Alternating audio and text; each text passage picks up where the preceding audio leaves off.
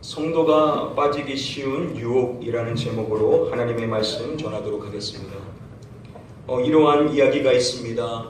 어떤 교회 목사님께서 경제적으로 너무나 어려워져서 아내 되신 분을 부르셔서 이렇게 이야기했다고 합니다. 여보, 우리 형편이 좀 나아질 때까지 당분간 모든 비용을 일체에 줄입시다. 특히 옷을 구입한다거나 외식하는 것들은 일체 자제합시다 라고 그렇게 이야기를 합니다. 그렇게 약속을 하고 며칠 지나지 않아서 아내 되신 분이 외출을 하고 돌아왔는데 멋진 옷을 한 벌 사 입고 집으로 돌아온 것입니다. 그 모습은 목사님께서 언짢은 듯이 이렇게 이야기합니다. 아주 멋지구려.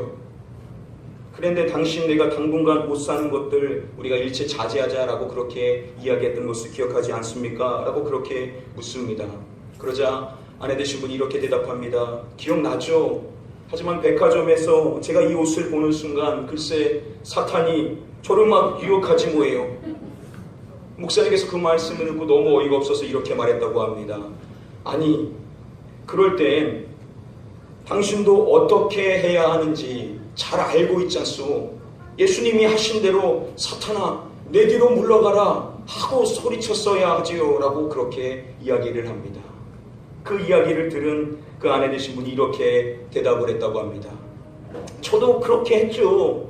그런데 사탄이 제 뒤로 물러가더니 사모님 뒤에서 봐도 너무 아름다우시네요. 그러잖아요.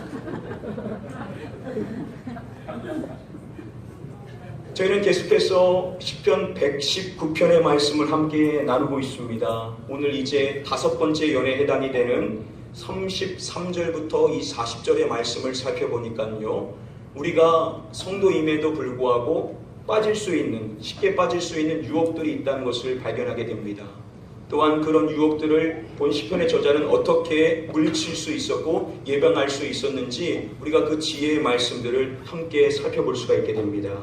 이 시간 먼저 바라옵기는 오늘 주시는 하나님의 말씀을 통하여서 저와 여러분들 모두 어떠한 유혹에서도 벗어나 늘 승리하실 수 있는 저와 여러분들 되시기를요 주님의 이름으로 간절히 축복드립니다. 아멘. 우리 함께 다음에 본문의 말씀 33절의 말씀 같이 한번 읽어보도록 하겠습니다. 여호와여 주의 율례들의 도를 내게 가르치소서. 내가 끝까지 지키리이다. 본 시편의 저자가 먼저 고백하고 있는 내용은 여호와여 주의 율례들의 도를 내게 가르치소서라고 간구함으로써 하나님의 말씀을 배우고자 하는 그 열망이 있음을 고백합니다. 또한 이어서 고백하는 것도 보면요, 나로 하여금 깨닫게 하여 주소서라고 이야기함으로써 하나님의 말씀은 또한 깨닫게 하여 달라고 간구를 하고 있습니다. 이렇게 본 시편의 저자의 그 간구의 내용을 보면 하나님의 말씀을 배우기를 원하고 또 그 말씀을 깨닫기를 원하는 그 마음이 큰 것을 알 수가 있습니다. 오늘 이 자리에 나오신 여러분들 모두도 다 동일한 마음일 것입니다. 하나님의 말씀을 배우기를 원하고 또 그 말씀을 깨닫기를 원하여서 이 말씀의 자리라고 할 수 있는 이 자리를 나오신 줄 믿습니다. 아멘. 저와 여러분들이 이 말씀을 배우기를 원하고 깨닫기를 원하는 그 마음은 너무나 귀중하죠. 그래서 이 자리에 계신 많은 분들이 하나님의 말씀을 이 자리에서만 듣는 것이 아니라 평소 일생 삶 속에서 기독교 방송으로 수시로 말씀을 들으시는 분들이 많이들 계십니다. 자, 그렇게 말씀을 많이 듣는 것은 너무나 중요하지만 여기서 우리가 쉽게 빠질 수 있는 유혹이 하나 있습니다. 그것은 무엇이냐면 우리가 말씀을 많이 듣는 것으로만 만족하고 그 다음을 나아가지 않게 되는 것이죠. 말씀을 많이 들었다는 것으로만 내가 모든 의무를 다한 것으로 생각하고 그 말씀을 따라 살아가는 그 삶이 빠지게 될 수 있는 그러한 유혹이 있다는 것입니다. 그런 유혹에 대해서 야고보 사도는 이렇게 이야기하는 것을 볼 수가 있습니다.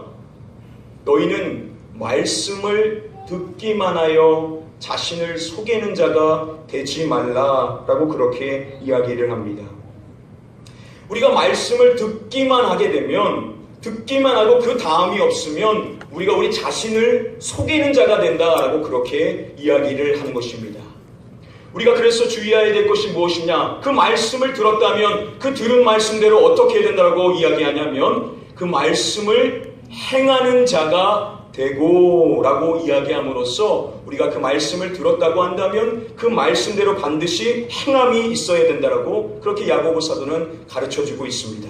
아멘. 그래서 예수님께서 이렇게 이야기하시죠. 너희는 나를 불러 주여 주여 하면서도 어찌하여 내가 말하는 것을 행하지 아니하느냐라고 말씀하십니다. 여러분, 우리가 살아가면서 주님을 향하여 얼마나 부르짖으며 인생을 삽니까? 주여 주여라고 주님을 향하여 내 주님 대신 주님을 고백하면서 우리의 입술은 그렇게 신할지 모르지만 예수님께서 그런 저와 여러분들에게 하시는 말씀이 뭐냐면 너희가 나를 주여 주여라고 부르는데 어찌하여 내가 말하는 것을 행하지 아니하느냐라고 그렇게 우리에게 하신다는 것입니다. 네가 말로만 나를 주여 주여 하면서 하지 말고 그 말씀을 따라 행하는 삶이 있어야 되는데 왜 너의 삶에 행함이 없느냐? 안타까운 마음으로 우리를 책망하시면서 말씀하시고 계신 것입니다. 그리고 이 말씀의 결론으로서 우리가 잘 아는 다음의 말씀을 해주시는 것입니다. 나의 이 말을 듣고 행하지 아니하는 자는 그 집을 모래 위에 지은 어리석은 사람 같으리니 비가 내리고 창수가 나고 바람이 불어 그 집에 부딪힘에 무너져 그 무너짐이 심하니라 라고 말씀하십니다. 저와 여러분들이 만일 말씀을 듣기만 하고 그 들은 말씀을 행하지 않게 된다면 우리는 그 집을 모래 위에 지은 어리석은 사람과 같다라고 말씀하시며 결국 그 집이 무너질 수밖에 없는 것처럼 우리의 마지막에 비참할 수밖에 없음을 우리에게 경고하시면서 반드시 행함이 있어야 된다라고 우리에게 말씀해 주시고 계시는 것입니다. 그렇기 때문에 사랑하는 성도님들, 우리가 말씀을 많이 듣는 것도 중요하지만 그 들은 말씀을 들었다고 만족하며 끝낼 것이 아니라 우리는 반드시 그 들은 말씀대로 행하는 자가 되어야만 될 줄 믿습니다. 그래서 오늘 본문의 말씀의 시편의 저자가 간구할 때 하나님 말씀을 가르쳐 주십시오, 하나님 말씀을 깨닫게 해주십시오 라고 간구가 끝나는 것이 아니라 이어지는 35절의 말씀에 그가 이렇게 간구하고 있는 것을 우리는 주목해야만 합니다. 우리 같이 한번 다음의 말씀 한 목소리로 읽어보겠습니다. 나로 하여금 주의 계명들의 길로 행하게 하소서. 내가 이를 즐거워함이니이다. 그가 간구하는 내용이 무엇입니까? 나로 하여금 주의 계명들의 길로 행하게 하소서라고 그렇게 간구합니다.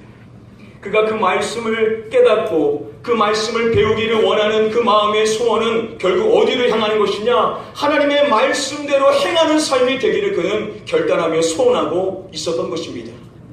이러한 소원의 마음은 처음부터 시작되죠. 33절의 말씀에 그가 이야기할 때 주의 율례들의 도를 내게 가르치소서. 왜 가르쳐달라고 이야기하냐? 그 이어지는 말씀에 보시면은 내가 끝까지 지키리다 라고 그렇게 간구합니다. 하나님의 말씀을 배우기를 원하는 그 마음의 소원은 왜 가지게 되었냐? 그 말씀을 지키기를 원하는 그 마음이 있었기 때문인 것이죠. 그 마음을 그냥 지키는 것이 아니라 끝까지 지키리다. 내 인생의 마지막 그 순간까지, 내 호흡이 닿는 그 순간까지도 나는 하나님의 말씀을 향하여 달려가며 그 말씀을 지키는 자가 되기를 원합니다 라고 그렇게 간구를 하고 있는 것입니다. 이어지는 34절 말씀에도 나로 하여금 깨닫게 하여 주소서. 그렇게 간구하는 이유가 무엇입니까? 내가 주의 법을 준행하며 전심으로 지키리다. 말씀을 깨닫기를 원하는 그 소원은 그 말씀을 준행하는 것, 그 말씀을 지키는 데 있다는 것입니다. 그냥 지키는 것이 아니라 전심으로 지키리다 라고 이야기함으로써 자신의 온 마음을 다하여 하나님의 말씀을 지키기를 원합니다 라고 그렇게 소원하는 것을 봤었을 때 그는 처음부터 끝까지 일관된 마음의 소원이 있었던 것입니다. 하나님의 말씀을 지키기를 원합니다. 그 말씀을 따라 행하는 자가 되기를 원합니다. 그는 처음부터 끝까지 하나님의 말씀대로 인생을 살기는 소원하는 그 마음을 갖고 주님 앞에 간구를 드리고 있었다는 것입니다. 사랑하는 성도님들, 저와 여러분도 이와 같은 모습으로서, 이와 같은 간구로서 늘 하나님의 말씀을 따라 순종하고자 하는 그 열망의 마음이 넘쳐야만 될 줄 믿습니다. 아멘. 오늘 하나님께서 우리에게 주시는 첫 번째 말씀의 가르침은 이것입니다. 사랑하는 성도 여러분들, 우리가 말씀을 많이 듣는 것도 중요하지만 그 말씀을 듣는 것에서 멈추는 것이 아니라 그 말씀대로 행해야 된다라고 우리에게 말씀해 주십니다.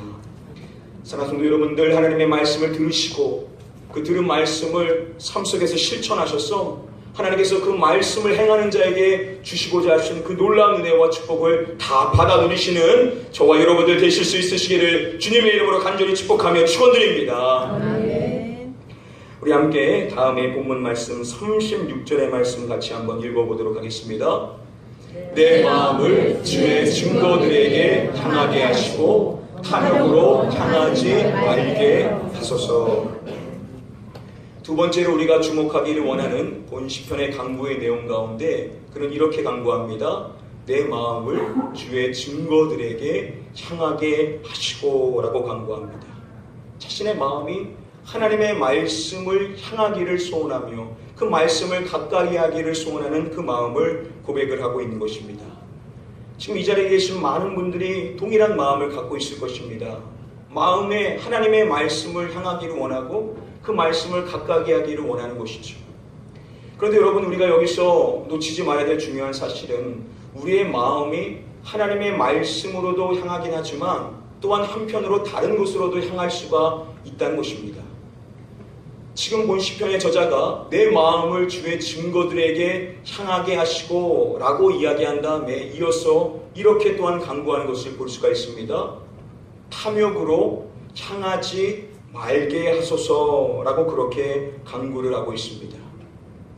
그가 이렇게 강구한다는 것은 자신의 마음이 하나님의 말씀으로 향하기도 하지만 때론 자신의 마음이 탐욕으로도 향할 수 있다는 것을 겸허하게 시인하고 있는 것을 볼 수가 있습니다. 여러분, 여기서 이 탐욕이라는 것은 어떠한 의미를 가지고 있냐면 물질을 사랑하는 마음을 이야기합니다. 영어로 보시면 돈을 사랑하는 것입니다. 지금 시편의 저자가 이야기하고 있는 그 고백이 무엇입니까? 자신의 마음이 하나님의 말씀으로 향할 수도 있지만 또한 그 마음이 물질로 향할 수도 있다라고 이야기를 하고 있다는 것입니다. 여기서 우리가 빠지기 쉬운 오류가 무엇이냐면요, 우리가 말씀도 중요하지만 우리 현실의 삶에 여러분 물질이 얼마나 필요합니까? 물질 때문에 우리가 얼마나 많은 어려움을 당하게 되면 그 물질의 소중함을 우리가 알게 되지 않습니까? 그래서 우리가 빠지게 되는 유혹이 뭐냐? 말씀도 소중하지만 물질도 소중하다. 말씀도 사랑하지만 물질도 사랑하고자 하는 것입니다. 말씀을 소중히 여기는 마음으로 말씀을 가까이 하는 마음이 있지만 또한 동시에 물질을 소중히 여겨서 그 물질을 쫓아 살고자 하는 그 마음, 두 마음을 품고자 하는 마음에 유혹을 받을 수 있다는 것이죠. 그런데 여러분, 이게 얼마나 잘못된 것인지 아십니까? 본 시편의 저자가 이야기할 때 내 마음을 주의 증거들에게 향하게 해달라고 강구하는 이 나타라는 이 히브리의 원어의 뜻은 기울다라는 의미입니다. 그래서 다음에 말씀해 보시면은 그들의 마음이 아비멜렉에게로 기울어서 라고 하는 이 기울다라는 단어가 나타라는 단어입니다. 이 나타라는 단어는 방향만을 이야기하는 것이 아니라 기울기가 있다는 것입니다. 내가 한쪽으로 기울게 되면 한쪽으로 향할 수밖에 없게 된다는 것이죠. 그런 점에 봤었을 때 다음과 같은 구도는 적절한 구도라고 볼 수가 없습니다. 내 마음이 말씀으로도 갔다가 물질로도 향하고 두 마음이 동시에 공존하여 말씀에도 마음이 있고 물질에도 마음이 있을 수 있냐? 그럴 수 없다는 것입니다. 우리의 마음이 만일 물질을 향하여 기울어져 있다고 한다면 우리의 마음은 물질을 향하여 갈 수밖에 없다는 것입니다. 절대 그 마음이 하나님의 말씀으로 향하여 갈 수 없다는 것이죠. 그래서 예수님께서 우리에게 말씀하실 때 이렇게 말씀하신 거 아닙니까? 한 사람이 두 주인을 섬기지 못할 것이니 저와 여러분들이 두 주인을 섬길 수 없다는 것입니다. 우리는 한 주인밖에 섬길 수 없다는 것이죠. 그리고 말씀하시기를 혹 이를 미워하고 저를 사랑하거나 혹 이를 중히 여기고 저를 경히 여김이라 말씀하십니다. 우리가 하나를 미워하면 반드시 나머지 하나는 사랑하게 되고 우리가 나머지 하나를 중히 여기면 나머지 반대 것은 경히 여기게 된다는 것입니다. 뭘 이야기하는 것입니까? 마지막 결론에 예수님께서 말씀하시기를 너희가 하나님과 재물을 겸하여 섬기지 못하느니라 라고 말씀하십니다. 만약 우리의 마음이 재물을 사랑하는 마음이 있으면 우리의 그 마음은 하나님을 미워하게 될 수밖에 없다는 것입니다. 우리의 마음이 재물을 중히 여기는 마음이 있으면 우리는 자동적으로 하나님을 경히 여길 수밖에 없다는 것입니다. 왜 그런 것입니까? 우리의 마음은 기울어져 있다는 것입니다. 우리의 마음이 재물을 향하여 기울어져 있으면 우리는 말씀을 향하여 갈 수 없기 때문에 우리는 재물을 섬기게 되지 하나님을 섬기게 되지 않는다라고 말씀하신 것입니다. 여러분, 그만큼 우리의 마음이 재물을 향하여 기울어져 있는 것이 얼마나 무서운 일인지 모릅니다.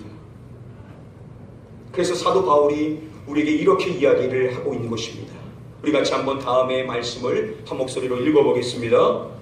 돈을 사랑하니 일만 악의 뿌리가 되나니 이것을 탐내는 자들은 유혹을 받아 믿음에서 떠나 많은 근심으로써 자기를 찔렀도다. 여러분, 돈을 사랑하는 것이 얼마나 큰 죄악이면 일만 악의 뿌리, 모든 악의 뿌리가 돈을 사랑하는, 돈에 기울어져 있는 마음이다 라고 설명합니다. 그래서 우리가 만일 돈을 탐내게 되면 결국 우리는 어떻게 되냐? 우리의 마음이 미혹을 받게 된다고 이야기합니다. 그리고 그 미혹을 받아 믿음에서 벗어나게 된다라고 우리에게 경고해 줍니다. 우리 인생의 많은 근심과 우리 자신을 찌르게 되는 비참한 삶이 되게 되는 이유가 뭐냐? 바로 돈에 기울어져 있는 마음, 돈을 사랑하는 마음이 그와 같이 우리의 삶을 믿음에서 벗어나게 된다라고 이야기하는 것을 봤었을 때, 사랑하는 성도 여러분들, 우리 안에 돈에 기울어져 있는 마음, 그 마음을 반드시 해결해야 된다라고 우리에게 말씀해 주시고 계신 것입니다. 이렇게 돈을 사랑하고 돈에 기울어져 있는 마음이 얼마나 무서운 건지를 잘 알았었던 본인 시편의 저자는 그래서 이렇게 강구하는 것입니다. 탐욕으로 향하지 말게 하소서. 자신의 마음이 혹이나 재물을 사랑하는 마음으로 기울어지지 않기를 원합니다. 하나님, 제 마음에 혹이나 여전히 재물에 기울어지고 싶은 마음이 남아있지는 않습니까? 제 마음에 그와 같은 마음이 있으면 그 마음을 끊을 수 있도록 저에게 힘을 주십시오라고 간구함으로써 그는 전심으로 오직 말씀만을 사랑하는 자가 되기를 결단하고 있다는 것을 볼 수가 있습니다.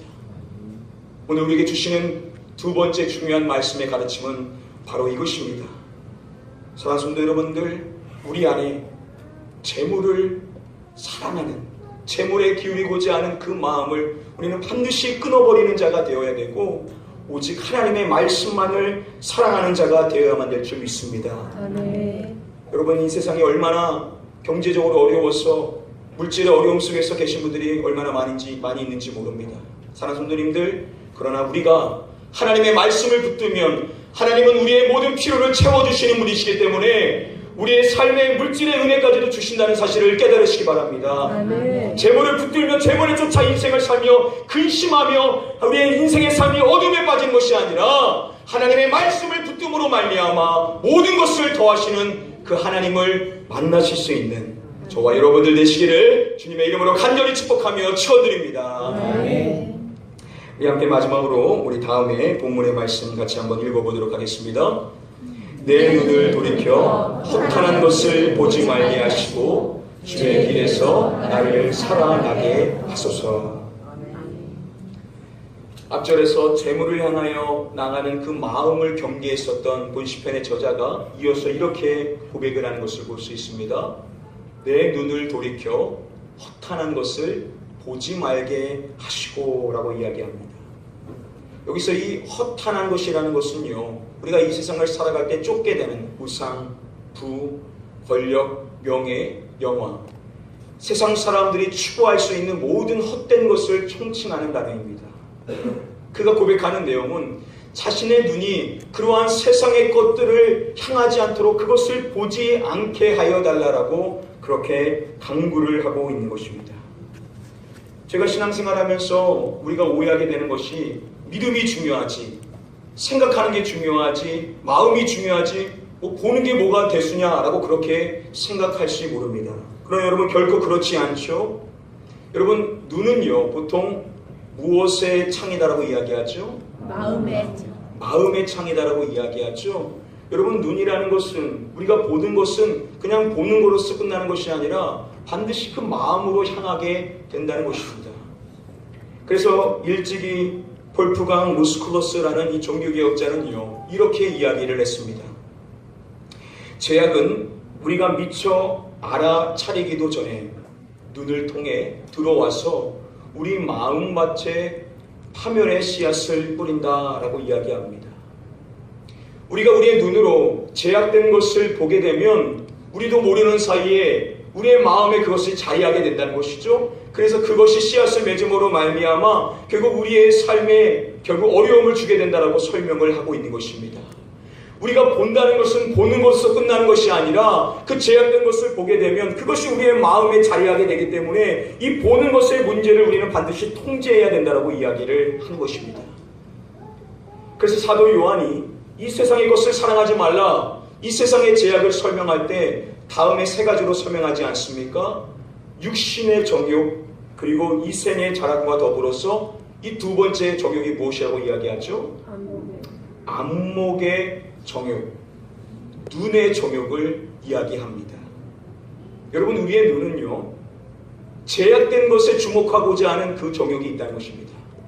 우리가 우리의 이 눈을 통제시키지 않으면은 우리의 눈은 계속해서 그 제약된 것을 바라보기를 소원한다는 것이죠.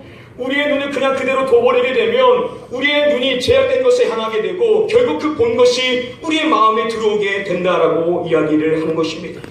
그래서 본 시편의 저자가 강구하는 내용이 바로 이것이었던 것입니다. 내 눈을 돌이켜 허탈한 것을 보지 말게 하시고 라고 강구합니다. 뭘 이야기합니까? 자신의 눈을 거룩하게 지키기를 원한다는 것입니다. 자신의 눈이 한순간이라도 헛한 것을 바라보기를 원치 않는다는 것입니다. 자신의 눈이 그것을 바라봄으로써 내 마음에 제약이 품을까 하나님 두렵사오나니 내 눈을 거룩하게 지킬 수 있도록 저에게 힘을 주십시오라고 그는 그렇게 강구를 드리고 있는 것입니다. 바로 이것이 우리가 본받아야 될 중요한 세 번째 말씀의 가르침입니다. 사랑하는 성도 여러분들, 우리가 지킬 것들이 많지만 특별히 중요하게 지킬 것이 뭐냐? 우리의 이 눈을 제약된 것으로부터 거룩하게 지키는 훈련을 해야 된다라고 우리에게 말씀해 주시고 계십니다.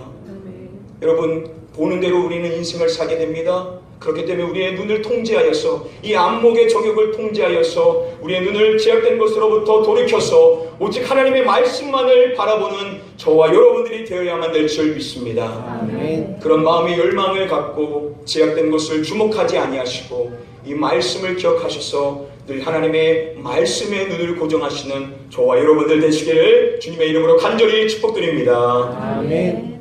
오늘 말씀 간단히 정리해 드리도록 하겠습니다. 우리가 믿는 자로서 우리가 빠지기 쉬운 유혹 가운데 첫 번째 유혹은 그냥 말씀을 듣기만 하는 것이죠.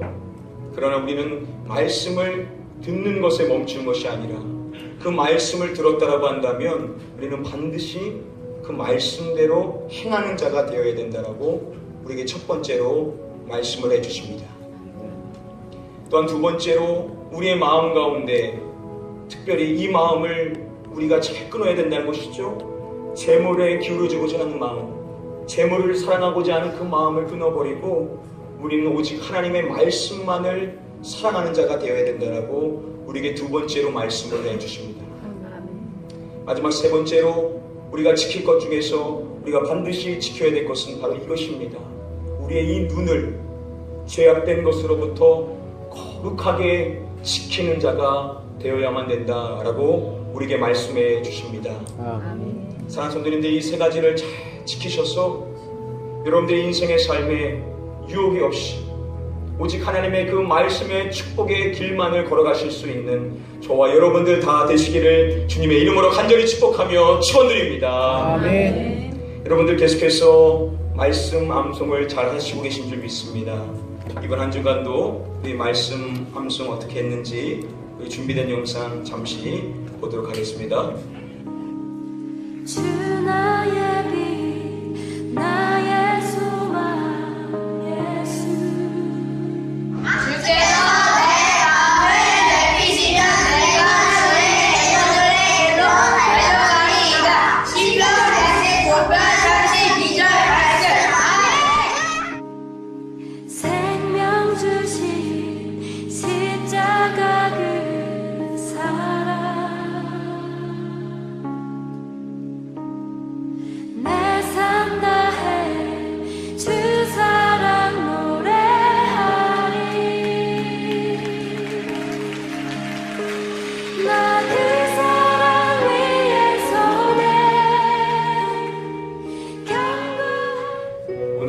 함께 암송할 축복의 말씀, 여러분들 주보에 들어있는 우리 속지로 보셔서 우리 같이 한번 읽어보도록 하겠습니다.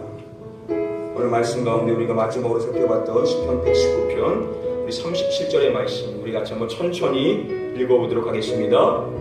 내 눈을 돌이켜 허탄한 것을 보지 말게 하시고 주의 길에서 나를 살아나게 하소서. 우리 자리에서 일어나셔서 이 시간 찬양하실 때 두 손 들고 찬양합니다.